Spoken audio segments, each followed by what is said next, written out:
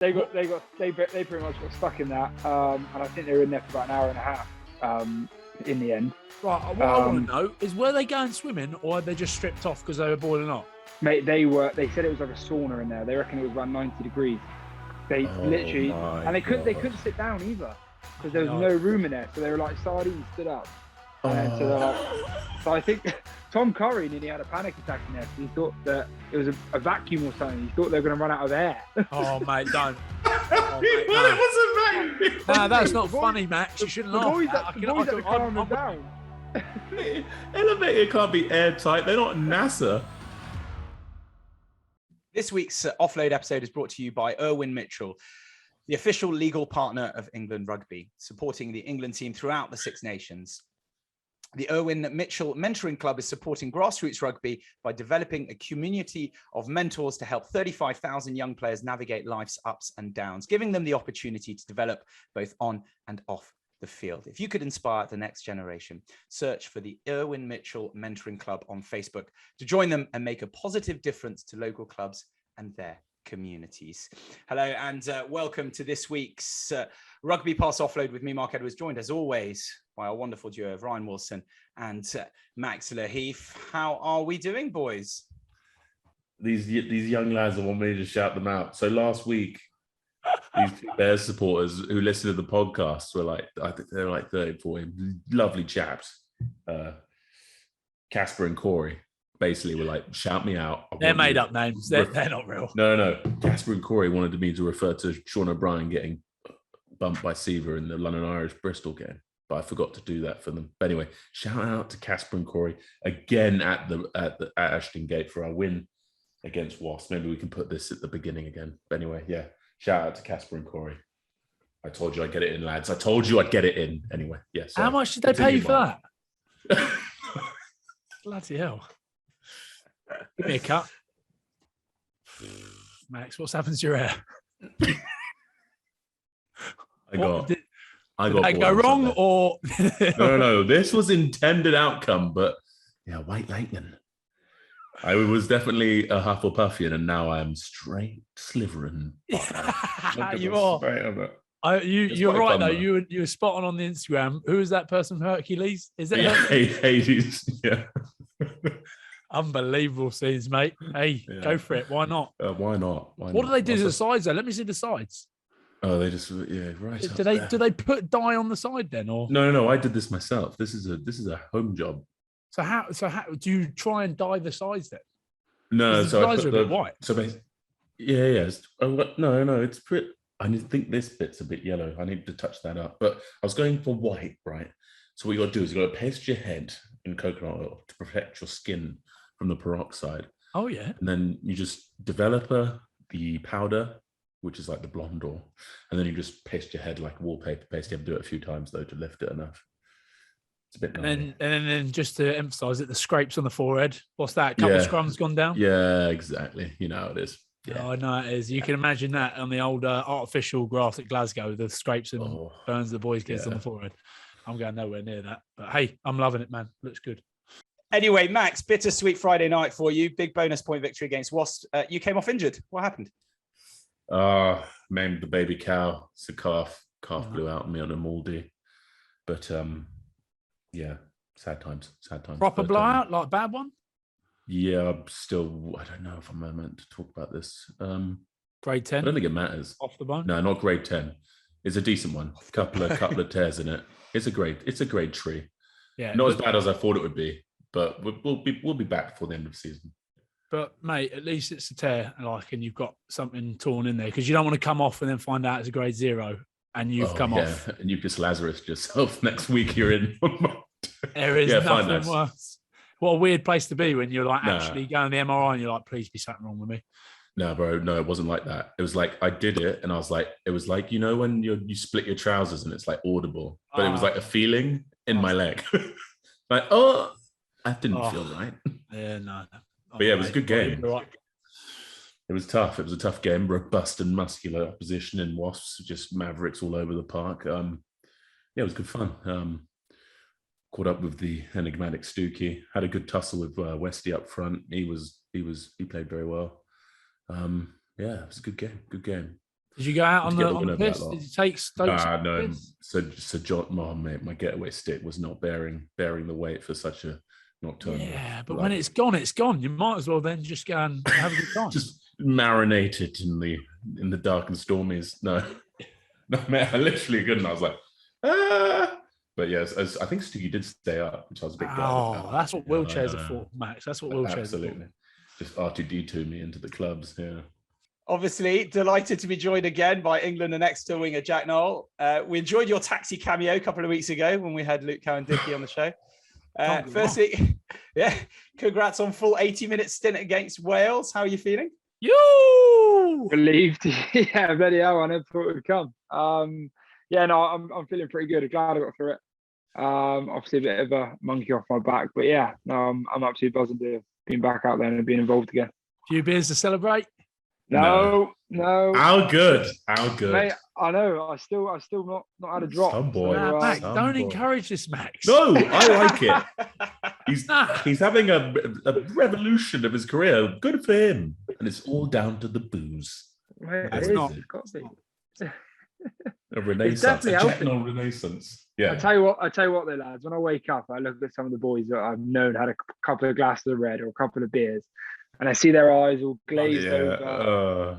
And I wake up in the morning just battered from the game, but no alcohol or anything. I'm pretty smug. I'm not gonna lie. Oh well, Luke was saying that he reckons that it's not the alcohol. It's you get Mondays off now. Oh, I don't reckon that's now. Management. I don't reckon that's now, mate. I don't know. I can't remember the last time I actually trained on a Monday. See, I thought the rule was, because you're giving up the booze, they're giving you Mondays off, which, man, I'd give up the booze if I got Monday off. Mondays are the worst days of training. Everyone admits it. But I don't know. No, it's not because of that. I think I do train Mondays now and again, but Dickie's just extremely jealous and he can't give up the booze. So that's the only reason he's saying that. Have you trimmed up, have you? What's You look that? slender. You look slim and svelte out there. Look a bit less bulky. Yeah, I am. I've definitely. Obviously, it's not just the alcohol, is it? Like I said, I changed my weights and stuff. I've not into my 10-10 type of trophy as much anymore, mate. The gym outside. Rugby specific. Yeah, it is. The gym outside is untouched at the moment, which I'm just waking up most mornings, looking out the window, just wishing what I could do in there. Yeah. But no, I think at the moment it's obviously working for me, and I've just got to keep remembering I'm not a bodybuilder at the moment. I'm a rugby player, so keep that in my mind. I can't do both like you, mate. Oh, well. No, he's talking about me, Max. I don't know why you thought he was talking about you, Max. Fucking hell. I can't do either. Jack, in those post-match sort of celebrations when everybody's having a few beers, is it a bit boring? Bit of a lad for you? I wouldn't say I'm boring. I think I'm all right still. It's tough. Like obviously this weekend, Lenny had his most capped player ever in England history. So boys all having a beer with him. Carl Sinks 50 caps. So boys were then having a few beers around with him, and I was a bit like, I got my glass of Diet Coke beside cheers in them and stuff. But no one puts any pressure on, which is class. Everyone understands why I'm doing it and stuff. So those are the times where I'm like, shit, I would love just to sip on a beer now with these guys. And especially after the game, you have that feel for it. Like as soon as you finish, I don't know what it is. As soon as you finish a game of rugby and you see them in the change room on ice, you're like, all I want is a beer. You're dehydrated as hell, but the only thing you think about is drinking a beer. Like water, I'm like, nah, beer, yes please. Because they've been so well prepped as well, ice cold. They've sat in the ice for like 2 hours as well. Just a little. It's phenomenal. It's like a TV advert, isn't it? You come in and they're sat there. It's like, and the water condensation is dripping down, and just the boys are then cracking them open and then slurping them, and everything's in slow motion around me, and I'm like, Jesus Christ. But no, once I got past that, I'm all right now. Have you thought about going for the old non-alcoholic beers just to feel like you're fitting in? No, I've tried them. Why? I don't understand. I have tried non-alcoholic Guinness, which again I was a bit like, it's just not the same, is it? Like some people say they feel drunk off them. Yeah, I they're reckon still kind that of could there happen. do you reckon they're there in the moment? I'm like, nah. I reckon some people could psychosomatically like inebriate themselves if they didn't know. They're like, just I'm drunk. I'm absolutely, and no, mate, 0%. I'm like, if I'm gonna do it, I've got to do it properly. I'm not gonna pretend. So I'll wait until I'm ready to drink again. When's that? When you retire? No, definitely not. Mate. I can't live like this. I've actually got a wedding date. Me and my missus. So I've got on that week. It's actually next month. It's April. So that's Six Nations. So I'm gonna have to. Well, you're going to have to build up the tolerance, mate, before that. You can't just go in. You can't wait go for the in. speeches. I'm going to have to. I'm going to go in cold turkey, mate. Nah, mate, that's the worst. Oh, wow. That is the worst idea you've ever had in your life. If you go into your wedding day, mate, I'm telling you, the old, like, don't get drunk before the pictures, all this stuff. You'll be absolutely wrecked within 5 minutes. You've got to be careful there. We've got the Saris on the Sunday, and then, on the Saturday. And then I'm getting together with the boys on the Sunday, and we're obviously staying together and stuff. And they're like, "Oh, it's going to be a stag do." Then I'm like, "There's no way you can have a stag do a night before your wedding." But I said we'll go out for some food and a few beers and stuff. So I'm already thinking how dangerous that is going to be. Imagine if I don't turn up. It'd be brilliant, wouldn't it? Yeah, good story to it. I won't be able to get away from that because I think we got a week off from the club. So I'm obviously going to get married on that Monday, and then I've got my best mate's stag do on the Friday, Saturday. So there's no way I'm going to be able to dodge that week. Fucking hell! Don't. I'm actually worried now because you'll come back in the end of April and you'll get injured, and then you'll blame it on me. Don't say that. Or I'll come back and be like 105 kilos. I'll be back up to 105 in a week, mate, and I'll be back into bodybuilding again. Everything will go off the rails. Yeah. It's going to be a ridiculous week of lash, though. Mate, cold turkey straight into that. To be fair, it's kind of good though because you've been there and done that with the lashing, though. Do you know what I mean? You've been there, you've done that. There's no real FOMO. I mean, there's a bit of FOMO, but it's not outrageous because you've sort of been through that now. Do you know what I mean? I think I am going to drop back into it after. I'm just going to have a week of just the taster and then get back into the non-drinking again, I think, to the end of the season. Yeah, I like that. That's a good way to go about it. All good addictions. Just dip back in and then for a week and then go back. It's like an AA meeting, this guy. I know it is, isn't it? That's what I was going to say. Cheers for the support. It really means a lot, I'm with you. Just quickly on those sort of post-match rituals and things. Do you guys does England or do the clubs have any tie-ups with restaurants that come in? Like we heard, you got Domino's kind of delivering a shed load of stuff straight to the dressing room. And I suppose you were more inclined to be looking at what sort of food options were there post-game rather than, the smash. No, I'm straight smash normally. I can't eat anything after a game. At Exeter, we used to have Domino's. It's just an easy go-to, isn't it, Domino's? Yeah, we used to have stacks and stacks of Domino's pizzas, chicken sliders, whatever they were, the little chicken goujons. Yeah. They were always delivered in the change room when we came off the field, and of course smash. But yeah, that's all that I've known we've had. Well, Scotland are sponsored by Papa John's now, so it'd be Papa John's. But I don't think you can beat a Domino's, can you? Bristol sushi, caviar. Yeah, swanky. As if, mate. No, cigars. Bath. Cigars out the box as well.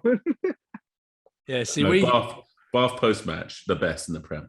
Oh yeah, yeah, it is. Yeah, it's outstanding. It's outrageous. What? Because of the chef? Yeah, because of the chef. He's an absolute. Are you talking about your changing room food or your post-match food?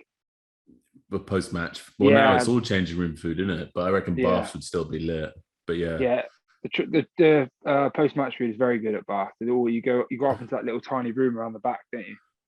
Yeah, and you've got that tiny thing. Yeah, cheese, crackers. I always fill up a big box, take on the bus, never eat it. Everything, chips, pies, pasties. It's phenomenal, isn't it? Yeah, sticky toffee pudding with the clotted cream. It's outrageous stuff.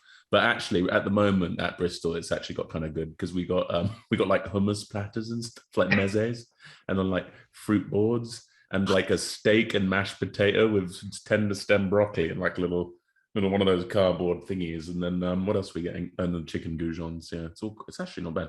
And that Tom Parker Creamery chocolate milk. Oh my God, man. That stuff is nectar.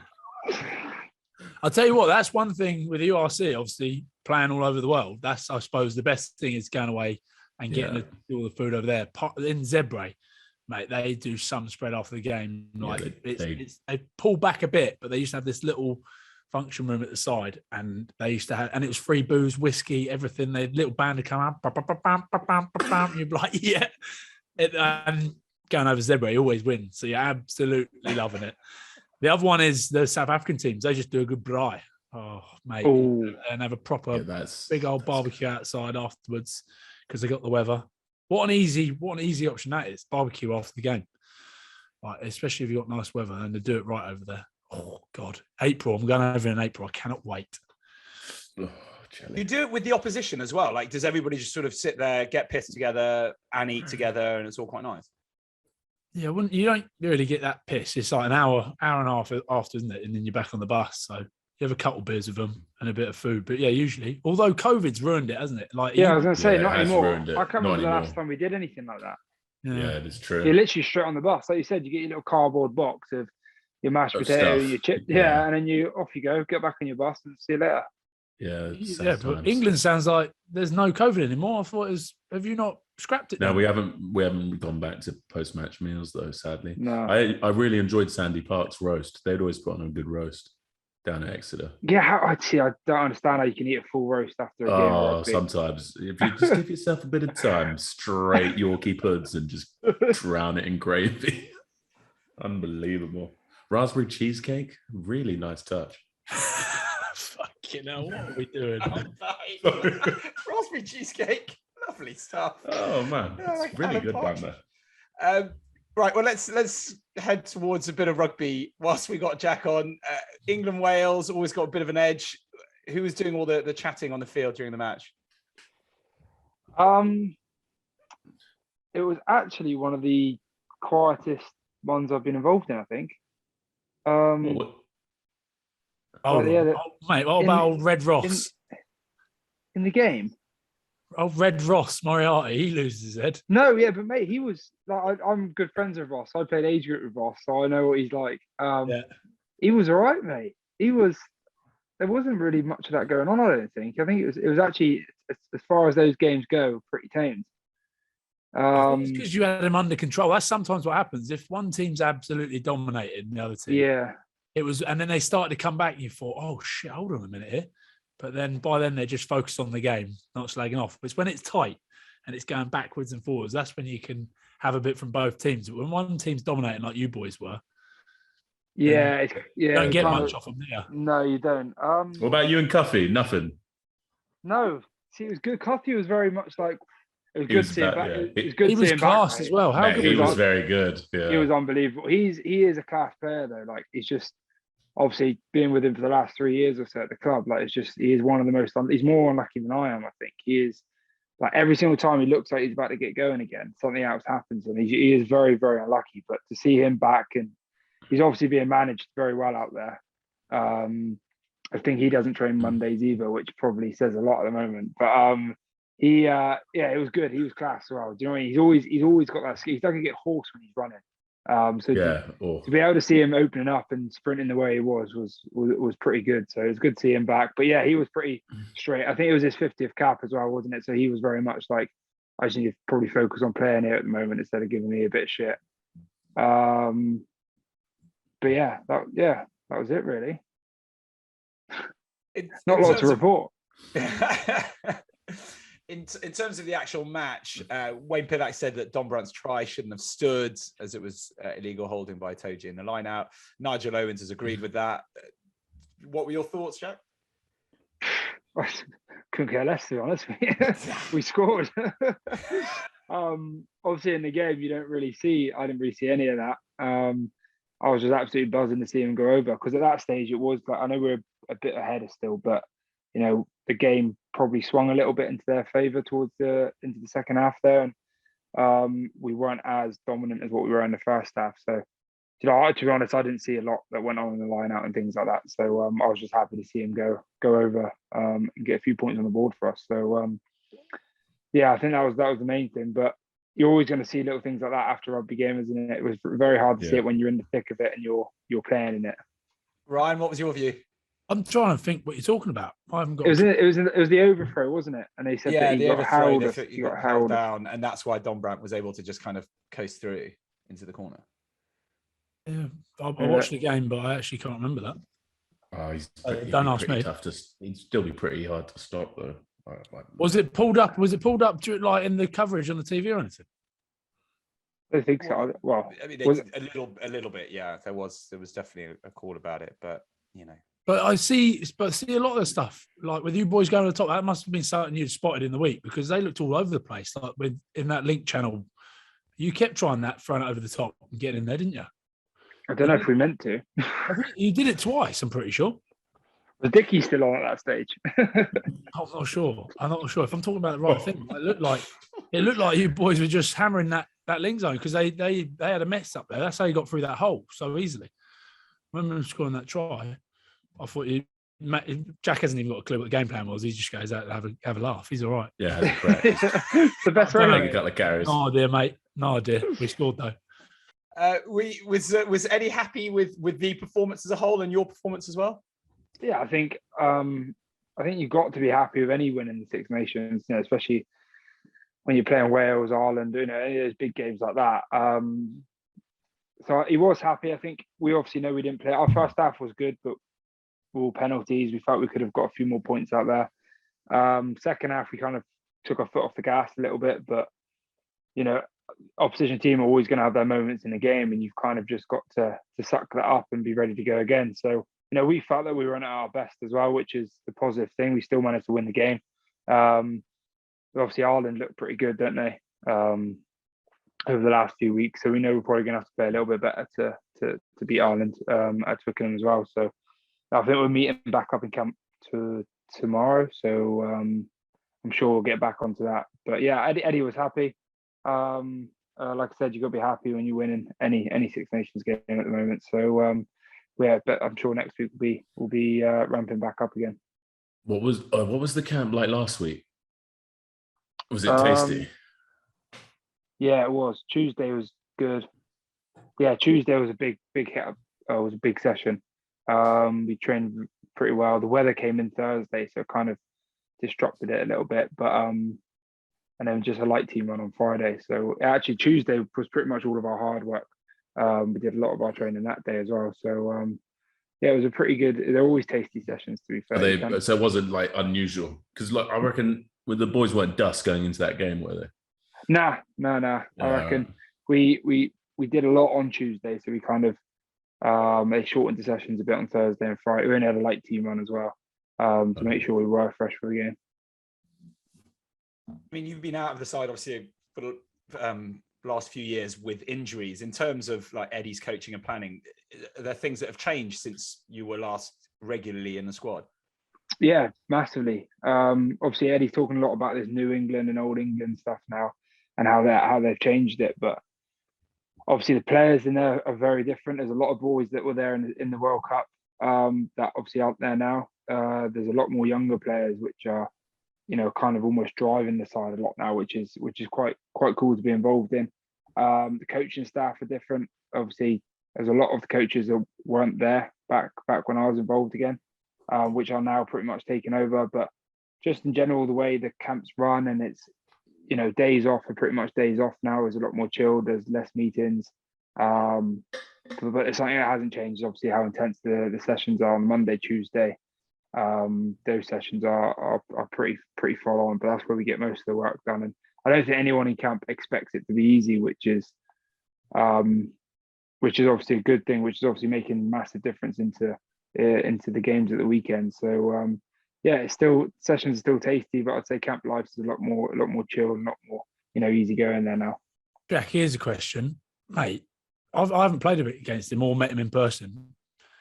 Oh, Freddie Steward, mate. How big is he? And has he got a fucking magnet on him when the ball comes down? Because that ball is unbelievable. He is unbelievable, isn't he? On the high ball, I don't think I've seen someone better. He's ridiculous. I don't think I've seen him. I don't want to drink to anything, but I don't think I've seen him drop a ball in training or anything, mate. Like I said, Thursday session last week was horrendous. Wind, the rain, and he was jumping up like he was in the game again. Yeah, he is unbelievable. He's massive. I think he's like 6'4" or something. Big dude. He's a big boy. Dude. Big old goose. Yeah. But yeah, his skills in the air are unbelievable. He's class, isn't he? You're right. It's so different to like 2 years ago, that England team now, with some of the guys in there. You look at the ball, a hell of a lot of the players in there. It's a very different team, isn't it? And that's where everyone's been saying, oh, where are you boys going to be? But come the World Cup, with the amount of young boys you got in there, you'll be laughing. Yeah, I think you look at boys like Marcus. Obviously, he's getting a lot of attention at the moment, but like rightly deserved. Freddie, like you said there, Harry Randall. Yeah, you've got these young boys now that are playing. So you can only like think about what it's going to do to their confidence, their experiences as well. And they're playing class now, and they're only like, a handful of caps. So what is going to be like in 2 years' time to come the World Cup? Then further on down the line, these boys, if they carry on going the way they're going, are going to be involved in the team for a long, long time. So it's quite exciting to be able to be involved in that and to play alongside of them as well. When on all your Instagram feeds, all the England boys have got these like naughty highlight reels with cool music. But who does that? Is that just the media team there? That's our main guy, Joel Stocker. He is what a bloke. Joel, he's very good. Joel, you want one, do you, Max?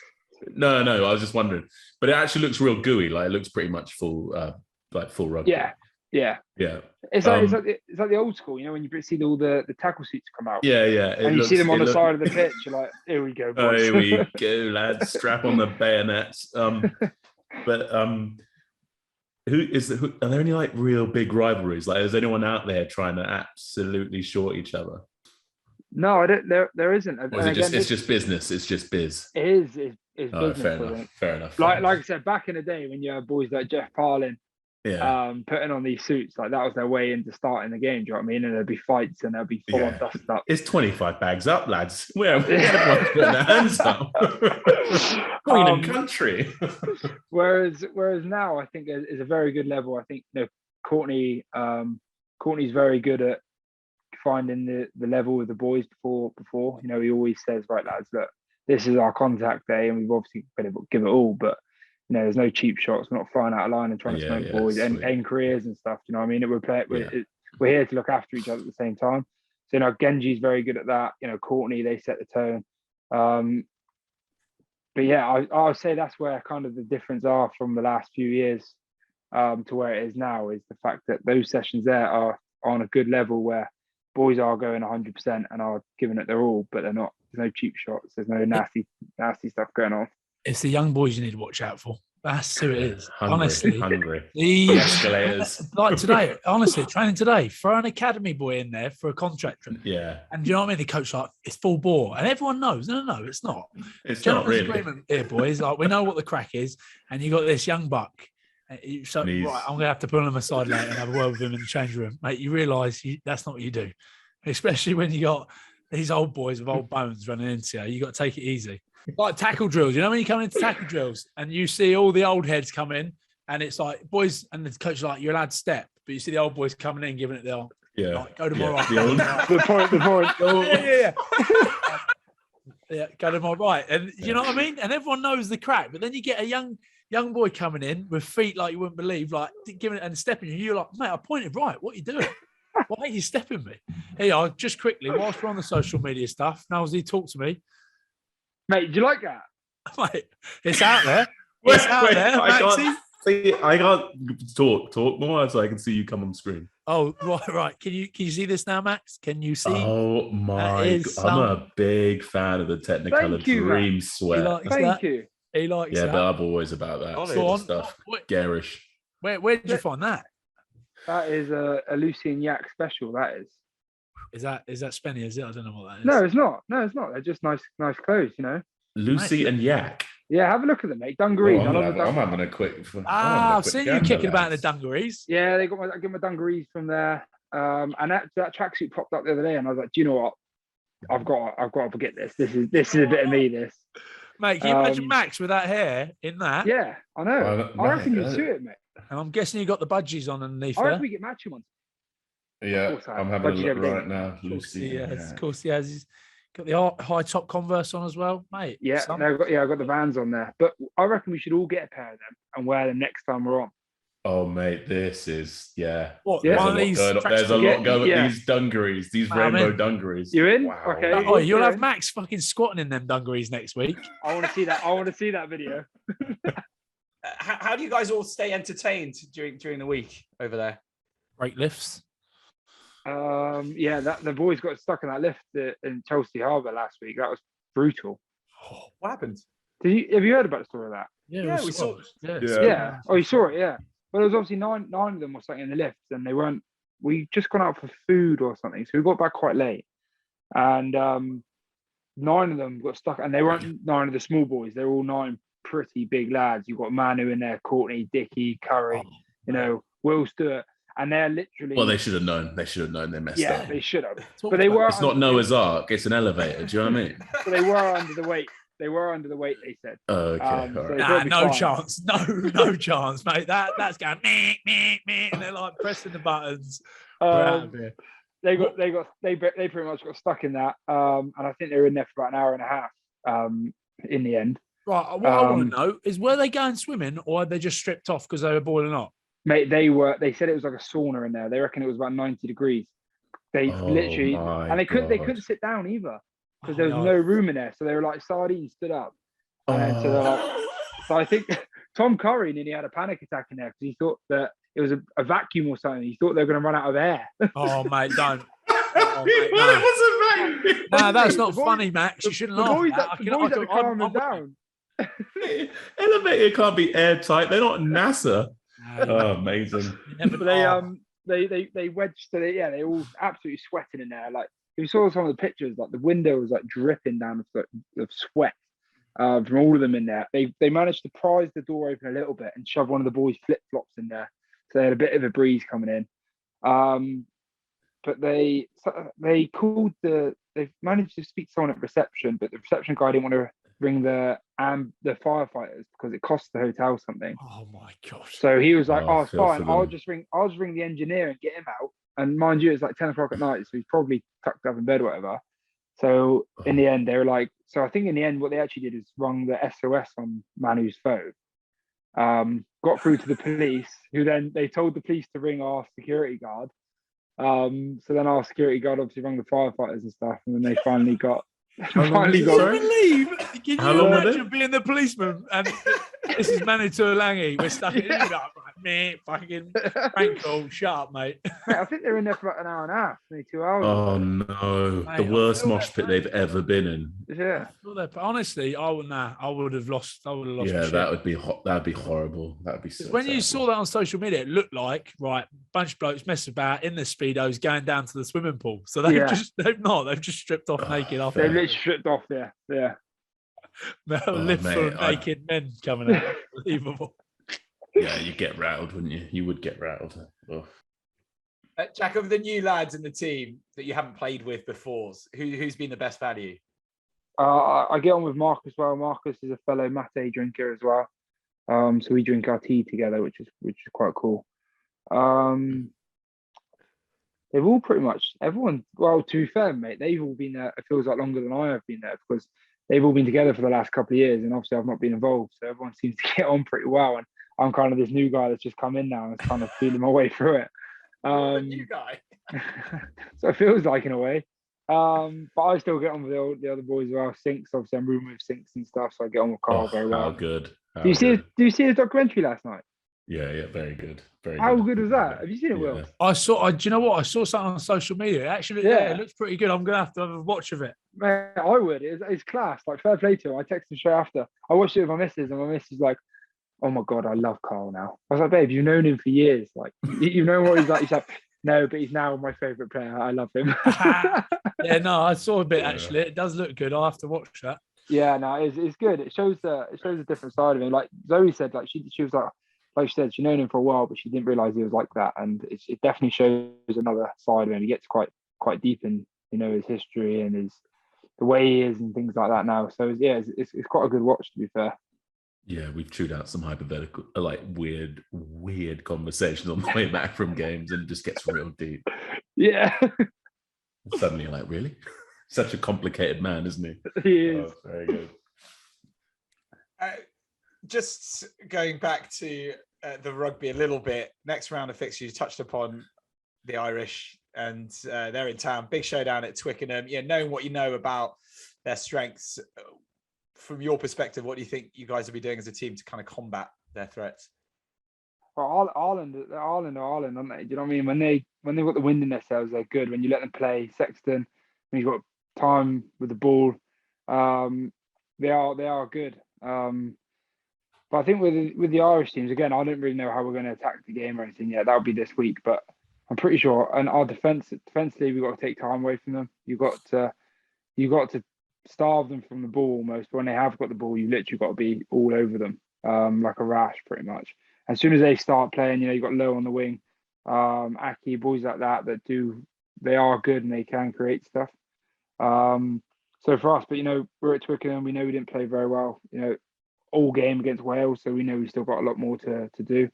But yeah, I think it's going to be an important one for us. We pretty much know now that we've got to win, next week and then beat France again the week after to have any sort of chance in the Six Nations. So if anything, it frees us up a little bit that we don't actually have to worry about anything like that. All we've got to do is worry about winning,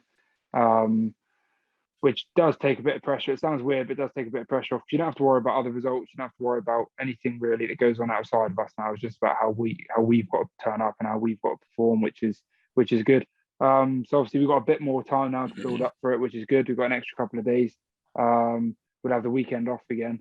But yeah, then we'll be into the nitty-gritty stuff again next week. So it's going to be an exciting one. I think this probably want to be the round, the game of the round of the tournament, whatever. So no, it's a good one. I'm excited for it. Hopefully I'm involved. But we'll see what happens. Yeah, talking about Wales being quiet, mate. Right, there ain't no chance on earth that you keep those two quiet. Low and Aki. Mate, No. Take the batteries out of them. They, mate, on the field, unbelievable. Just giving it that. Yeah, they are. And Aki used to go to Truro College, mate. Oh yeah. Bundy Aki used to go down to Truro College. I think I was in training now and again when he was down there. But yeah, we went to the same colleges in Cornwall. And then when I actually joined, yeah, he does. And obviously the boys on Lions tour and all said, he's got quite a bit of lift and a bit of chat as well. So yeah, but then like we said against the Wales boys, when they've got a bit of wind in their sails, they're going to give more. So for us, is going to try and take that away from them and hopefully make him concentrate on playing rugby more than giving the boy shit. Yeah, too right. Oh, I'm looking forward to it. And then you got Pete O'Mahony as well, giving it, yeah. Oh, he's the angry. I actually really like. I got on with one in the Lions for a few years. Angry man. He's the angriest man on the field I've ever met in my life. I'm just like, you can go from like one extreme off the field to then being on the field, and it's just like a completely different bloke. I'm like, Jesus Christ! And then after the game again, he's like completely different again. It's like talking about doing his gardening and stuff. Exactly. There you got like the balance, like well, he's not on the field to go and plant his little flower pots. Unbelievable. Now, look forward to seeing that one. But I can guarantee it doesn't matter whether they're winning or losing. Your old mate Bundy Aki will be giving it to you. Oh, Slady can deal with that, can he? Sorry, did you just say Bundy Aki went to Truro College? He went to Truro College, mate, yeah. And then he went to the Chiefs. Waikato Chiefs, yeah? That's where he played, didn't he? In Super Rugby. Did he? I know he came from New Zealand over to us. And then I don't know if he went back. He might have gone back again. Mad. Did not know that. That's fascinating. He went to college with like Josh Matavesi and stuff like that. Oh, wow. Fair. I know. Mental, isn't it? Yeah, no idea. How are you feeling on your own form compared to like all the times that you played for England before? Is this how your body is at its best for a very long time? Yeah, I think my body definitely feels the best it has felt, and as long as I can remember in an England game. Obviously, every rugby player, if any rugby players say they're pain free and they're injury free, is completely lying. Like you lads probably back that up as well. No one never has a knock or a niggle or anything like that. You're always trying to rehab something. But in terms of all my injuries and things like that, I actually feel pretty pretty good, and it's the lightest and the bounciest I've felt going into a game. But obviously being out from international rugby for so long, it is a step up. It's a bit different. So obviously hopefully the more minutes I get, the Italy game for me wasn't ideal, getting yanked off after 10 minutes. But, hopefully having 80 minutes under my belt last week is only going to benefit me, even more, hopefully next week if I do play again. Because I felt as I was getting through that game, I was building into it slowly. So yeah, hopefully another week of training and then hopefully another game, I feel pretty good and knocked in. But yeah, like I said, in terms of where I feel, my body and stuff, I do feel as good as I have done in a long time. You confident about being able to see off the Irish? Yeah, I think so. I think we've got to have confidence going into the game. We want to win. We know we've got to win. If we don't win, tournament's pretty much over for us. So I think we got confidence from patches of the Wales game and how we performed in that, and especially how we've trained over the last few weeks. Like I said, training's been tough, but we've definitely brought in together as a team and trained extremely well. So yeah, I think this week again will be another step up. I think obviously the sessions are going to be probably a lot harder than what we've done before because we've got the weekend off again. But it's only going to benefit us for the Irish game. So I think having those extra 2 days, like I mentioned before, is going to be important for us. But yeah, I think we've got great confidence going into it. Just quickly, boys, the ASX section. So Jack, this is a section where they're going head. Essentially, Max and Ryan go head to head on the ASX app, where it's like fantasy rugby, choosing these players, and the loser of this will do the Gloucester Milk Challenge. So it's what now? No, Not now. Oh, not now. I'll stick around. I'll stick around for that. I want to see you chunder on your webcam now. Oh, fucking Christ. I reckon I could do that now. I would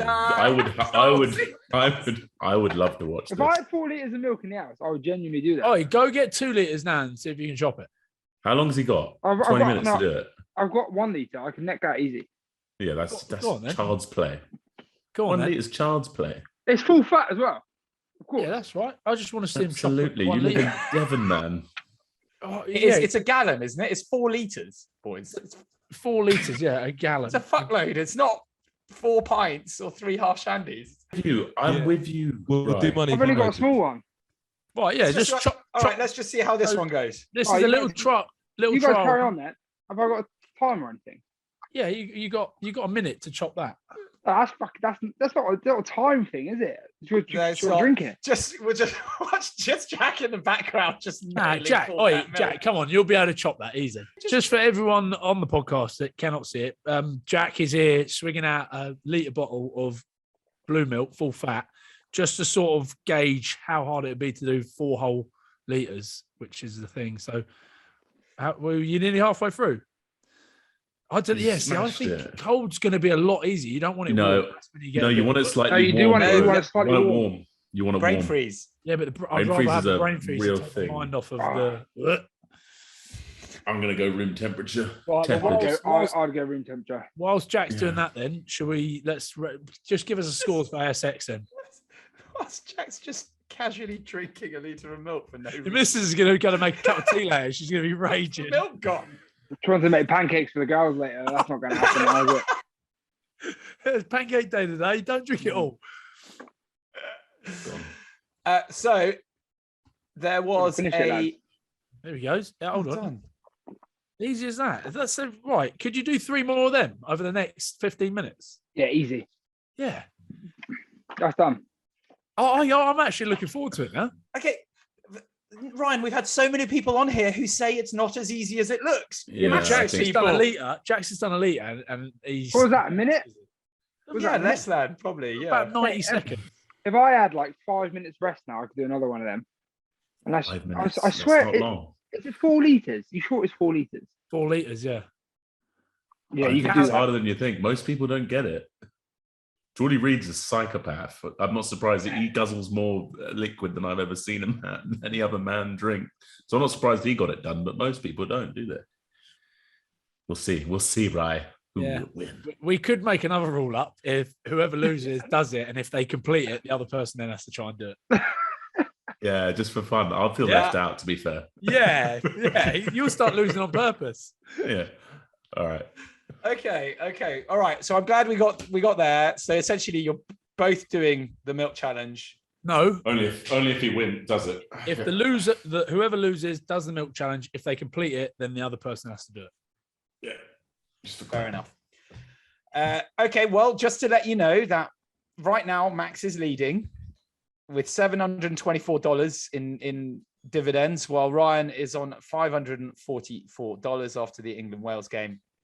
So Tane Basham, Max Malin's the stars of the show for Max. But there's still a lot of pressure. There's still a couple of rounds to go. No Six Nations this week, no ASX, but do remember to download the app, get involved completely free for next weekend's matches. And Max, you are leading, but as Jack just pointed out, it's just so easy. He just does it casually in the background of the show for no reason. Hold on, remember, I chose Manitou Alangi, and then I would have got more points, and he didn't play. So I did choose someone else, to be fair. I think I got Freddie Steward in the end, but don't worry, we'll be all right. I've got time. I've still got 2 games left. Right, final bit before Jack goes, Max. It's your book club, please, mate. Yes, sir. Right, here we go. Take notes. I'm taking. For the barbars, when I toured them in Zimbabwe, I had my backside spanked by a cactus. As the youngest player on the tour, I expected them to have a bit of fun at my expense. Standing in front of the whole squad with my shorts round my ankles, leaning over a chair, preparing to be hit by a spiky object was not exactly what I had in mind. Not only that, my best mate, Nick Beale, had to do it. I'm bent over a chair with my trousers down by my ankles with a load of barbarians and management having a good old laugh. This cactus is 6 foot high, and a big 2 feet leaf at the end of it. Nick was obviously not spanking me because it would have done me some serious damage. He's pathetically tapping my backside. So Derwin Jones, the Welsh second row, just pushed him out the way and started whacking my backside. The blow cut me. Blood started to ooze from my cheeks, and I exploded in rage. And when we went back to our room, Nick had to pull the splinters out. It was a scarring episode, which obliterated any memories of the good times on the tour. And I stand by my decision never to play for them ever again. The Barbarians experience didn't work for me. That's so hard. Yeah, all right. Hold on. Can you give me the cactus was 6 foot long in the accent of the person, just so I can get a nationality? Oh, he's English as, bro. Oh. Right. Well, hold on. Is again nothing here There's a funny story. I like the fact that someone got smacked up. Right. Let's think about this. He went to Zimbabwe with the barbars. With the barbars. Jack, when did the barbars play in Zimbabwe? Not a clue. Not a clue. Barbars tour to Zimbabwe. That's pretty. Let's like. Right. So it's an English rugby player that went on a tour. When he's about 50 as well. Let's say the English player is about 50. Was he a forward or a back? I'm gonna give you. Give us a good one on the player, Max. Did he win the World Cup? He did 1994. 1994, they travelled. Mate, I was a year old. How long am I to know this? Exactly. Who chose this? You know this player. Trust me. Okay, so he's got a book out. He's obviously quite famous. Oh yeah, he's been around. He's a media renaissance man of sorts. Forward or back? Forward or back? Back. Right, that makes it a lot easier. He's won the World Cup. An English back. An English back. Yeah. Hold on. Oh, here's a clue in it. I'll never play for the Barbars again. So what sort of bloke doesn't enjoy that sort of stuff? Because listen, if I get smacked up the arse with a cactus, I'm not going to then go, I'm never playing for the Barbarians again. I'll be back next week. So is that a clue? Is he the sort of blokes that wouldn't want to play for the Barbars? You remember? To be fair, I wouldn't have thought he'd taken it that serious, like that badly, but it might. I'm not sure. I wasn't there when he got spanked by the cactus. It could have been pretty sore. Right, you ready, Jack? Max, has he won the World Cup? Yes, he has won the World Cup. Right, Jack, fire out some backs from the World Cup that have got a book out. Mate, who hasn't got a book out nowadays? I Johnny honestly don't know. Wilkinson. I'm trying to find out the squad. No. Hold on. And Nick Bill was a Northampton Saints player, and that was a good mate of his. Does it make it easier? Oh, I won't say. I will neither confirm nor deny that. So he was at Northampton. Yeah. Max doesn't have a clue. No, he was at Northampton. There you are. Yeah. Oh, so it's got to be quite an obvious player then, if you know that. Played the Lions tour in 1997 as well. He played for Wasps as well.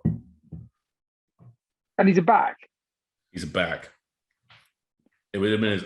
No, you say played for Wasps. Who did you say played for? He played for the Saints and Wasps. Oh. Was he a 9? Yes. Was it Matt Dawson? Matt Dawson. Boom! There you go. I didn't even know he had a book out. Nice. Whoa, low blow. Oh no, I don't I'm joking. I don't read rugby books, you know what I mean? I don't spend my downtime reading other people's rugby stories. Neither do I. It's only Matt who does that.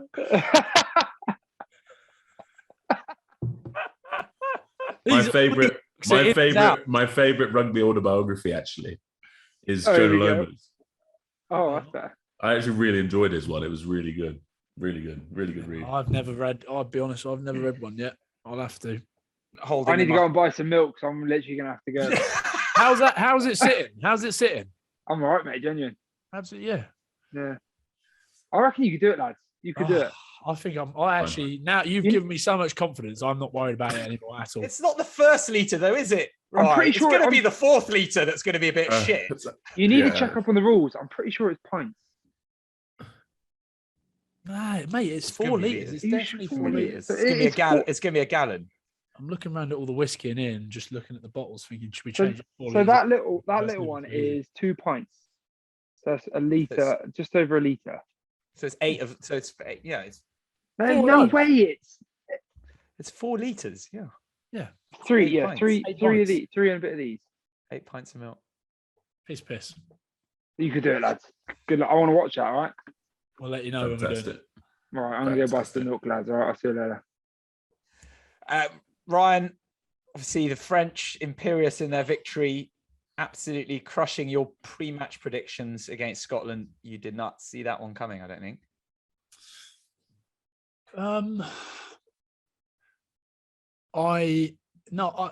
Listen, if how good was France, right? I'm not trying to gloss over this, but France were bloody good, weren't they? They were outstanding on the day, and we just played far too much rugby. The way we were going, I saw it coming when as the game developed on. I was like, oh, this isn't good. This isn't good. We just couldn't play in the right areas. Tried to play too much in our own half, and mate, they were unbelievable. Their turnovers. How good were they, Max? Talk to me. Yeah, no, they were naughty. Like the full display of their. I don't think any of their players had a weak game. They were all outrageous. They all played like their performance at the tournament there, weren't they? It was ridiculous. That pack is a joke. Or even like the when Dupont makes that run, and you just like, where does that come from? Where does that come from? Fended a geezer, bumped a geezer. You're like, what can this bloke not do? He's so good, isn't he? So listen, I know we weren't very good, were we? But give credit to France where it's due. They were bloody good. Quick one on that, on the Hoggy knock-on, sort of the walk-in try. Who are we blaming on that one? You've got to blame Hoggy on that, surely. I don't like... Listen, I'm not going to blame anyone, but I'm saying it's still out in front of him. You know what I mean? It is. Yeah, it's not that... Yeah, I agree. When you're at full tilt running and you're reaching out for that ball, it isn't a clean catch. It isn't right there. It's out in front of him. And also, there was 4 people Chris Harris could have passed to, and you know what I mean? Just a little pass to the left. I think you had Ali Price, who then can draw. So, you could look back at and look at all the different options and say, I should have done this, should have done that. But it's hindsight, isn't it? And so we won't give him too much stick. Hey, listen, you lot at RugbyPass have been hammering them anyway, so we're not going to hammer them anymore. Like, what about some of the memes? Who creates these? It better not be the boys that produce this, because that Chris Harris one, oh, mate. What was that one? I didn't see that one. What was it? Oh, it's like Gregor Townsend writing notes in his thing, and it's something like, remind Chris Harris how to pass or something like that. No, how to on a 4-on-1 basically. Yeah, you know what I mean? I'm associated with RugbyPass here. Like, come on, boys, help me out.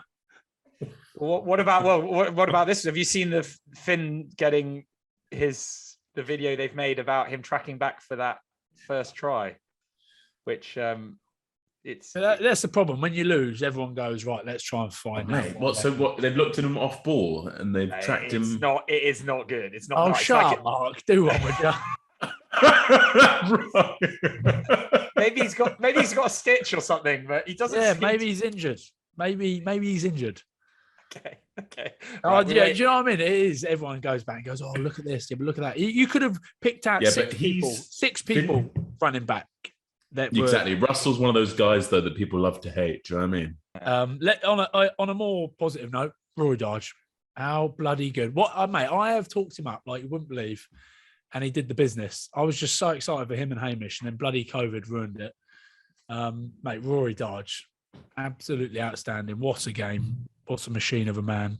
I just hope that he doesn't change and all this hype go to his head. He won't. He's not that type of bloke. Yeah, he was class. A message. He was very, very good. He was very good. Do you think there's space for Hamish and Rory in the same side? 100%. Who else was good? Pierre was good. He had a good game. So did Big Doohan. But yeah, you could definitely play both of them, I think. He's a jumping option, isn't he, Darge? He can. No, he's not. When he went up at the back of that line, I saw he was going up because they saw he had the grips on. Yeah. He went up. He went up, but because he was obviously the plan was to play him at 6 and Hamish at 7. So I guess he had obviously gone up in the week there. So they would have been like, hold on, actually, we can throw this boy up. So I've never really seen him go up because he's always played 7 at Glasgow. Mate, you see him winning tail ball and you're like, what can't this bloke do? But I would definitely play them together because it's almost like who did they play? They played Underhill and Curry was the big chat. Exactly. Play them together. They love that. Yeah. I mean, they're different size blokes, but honestly, these boys, if you put Hamish and Darge, like the way he carries the ball for a small bloke, a stocky bloke, the way he's like Hamish. His last minute footwork as well, like at the line, is so good. Like he was just always like poking his beak through the defenders, like every time. Oh, very good. There's definitely space to play the pair of them together, I think, definitely. Let's move on quickly to the Ireland-Italy match. Lads, what thoughts on that kind of weird esoteric rule on the law going down to 13? Yeah, it's much. Well, I reckon though. So what's happening with this new tackle framework is we're going to see more reds. The behaviour is not changing fast enough. I just don't think they make the reds so fatal for teams. Like, why don't you just make it like a 20-minute or something? Yeah. Orange, bring in the orange card. Yeah, orange, or bring in the orange. We spoke about this on here before, loads of times, talking about the amber card or it's crazy. It's like it just absolutely ruins the game, doesn't it? And especially with that rule. Yeah, it's just that is just strange that one position or group has to like shell out 2 players if it can't be done. It just seems it's just not really. It doesn't really. Yeah, it's just. But I understand what they're doing. Why? Yeah. No, I understand what they're doing, and the ref's not in the wrong there at all. Like he's arbitrated the rule perfectly. But yeah, it's just like it's just not. It's not. It's not. The rule is there for anyone that doesn't understand. I think this is right. Tell me if I'm wrong, but it's to prevent teams from pretending that hookers are injured. Yes, exactly. Because if the scrum was getting pumped with a replacement hooker on, and they pretend he was injured, they could take him off and go to uncontested scrum. And then we go. Everyone has back rowers playing. Everyone's got back rowers in the front row. Yeah, all our props are injured. What? Oh, really? Yeah, I wonder how you get around that. But yeah, Max, I completely agree with you. It's about time they brought in this rule of a red card that's like a 20-minute. Boom. Card that's 20 minutes off. And then you can bring someone back on or do something like that. Because it just it completely ruined the game. And if the Chelsea-Liverpool game wasn't on, I would have probably carried on watching, but it made it even more so. I was like, half-time, I'm turning this off. I'm going to go watch Kepa put the ball over the bar in the 22nd penalty. Yeah, that was. I mean, that's football, but yeah. What a substitution! Don't rewatch the Van Dijk penalty, by the way, where he's totally trying to psych him, and he goes the right way, and then Van Dijk also puts it away. But mate, that's in any case. Just quickly on, did you guys know that law? Yes, I did. There was an incident with Leicester versus Bristol last season, which is still controversial to this day. But essentially, we avoided that happening. So the 13 men didn't happen to us, and John Furr came back on the field, and the scrum was played through. But it's a bad rule. Why didn't Italy just bring on another prop? I mean, like, do you know what I mean? Like, bring on somebody else and just say he's our hooker. Because you can't have plan. It's actually, I think it's dangerous, isn't it? It's trying to just stick someone in at hooker. It's just such a specialised position. Yeah, you can't. There's the other argument is you could have like, because obviously every time an international team goes to play, they warm up with the 24th men who are essentially like there for if something bad happens in the warm up. So there's an argument you could say, well, you keep a reserve front rowers on the bench for that eventuality.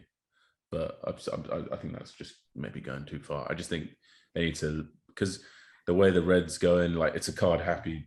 Like rugby's quite card happy at the moment. That's just a simple fact with the new framework that's in place. I think we need to make the Reds less sort of definitive on the game. What I would love to know is those Italian props, how they felt not having a scrum for 60 minutes. They would have been loving it. Yeah, but then chasing Island Shadows would Yeah, true. But the body's a lot less sore. Yeah, no, this is true. Yeah. They will be fresh for the Scotland game in 2 weeks. Mm. Right, boys, let's just finish with your team of the week from round 3. I'm going to go with, should we start with Max? Okay, my back line is... I'll help you with this back line and you can help me with the forwards, man. So right, I went number 9. I went, we got to go with Dupont again. He's the boy at the moment. I thought, shout out to who was playing? Who was this time? Welsh? Yeah, the Welshman was class. Thomas Williams. Thomas Williams. He was very good. Yeah, he was good. He was. But Dupont gets the nod, and then I put Intermac because I thought he was class as well. But Marcus Smith was very good as well. Yeah. So who's going in there? Marcus Smith or Intermac? Intermac. Right. I think he was just very good. Cuthbert in at 11. Very good choice. Completely agree with that. Yeah, he was dangerous. I went 12. I went because Ireland centres weren't firing for me, which was weird. I thought like Henshaw would be. They almost forced it too much, didn't they? Yeah, tried to like do too much, I think. So and obviously Dante and Fiku were very good, but I went with Tompkins because I thought he was good, man, for Wales. Solid. Yeah. Who was it? It was Gary Ringrose and it was Ringrose and Henshaw, wasn't it? Yeah. Yeah. And I just thought they had quiet games. Did you see Tompkins rub the ball on Marcus Smith? Yeah. I just like how niggly is. He's quite like his sledging's just world class, and he's just always in their faces. He's quite funny. I thought he played well, robust. Gael Fiku at 13. He was very good. Very good. Yeah. Well, you're just naming the French team, yeah. I know. I almost just was like, let's just go backline France because they were just so ridiculous. And then I had to go Damien Penaud. I think you have to. That was one of the best games I've seen him have. And then I went with Lowry, the Irish 15. He was very good. Very small man, eh? I know, but I was like, fair play to you. You're class. Yeah, he is. To be fair, he is class. But like we were watching it, and my kids are like, Dad, what's he doing on there? He looked like, when they go along the old line and the anthems. Yeah. Here we are. So number 1, bro, we got to go big Cyril By with the setup. And he's been unbelievable the whole tournament. Like mobile, does it all for front, all action, loose head. He's been class. Good in the scrums as well. Did he score that try when he got offloaded to, or was he the one that offloaded it? He offloaded it. I thought it was a Hail Mary, but he was looking at him. I thought he just went like that, but he's looking at him. I was like, fair play. He's good, isn't he? He's good. Yeah. We're just going Marchand then at 2, if we're just naming the France team.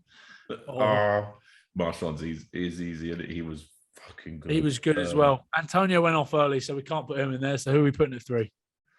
Yeah, we could put Sink in, but he wasn't as industrious as normal. I feel like we'd be doing someone unjustly. Yeah, I feel better games. Like around the park, mate, they carry so much ball, eh? Him and Genji, they're so in there.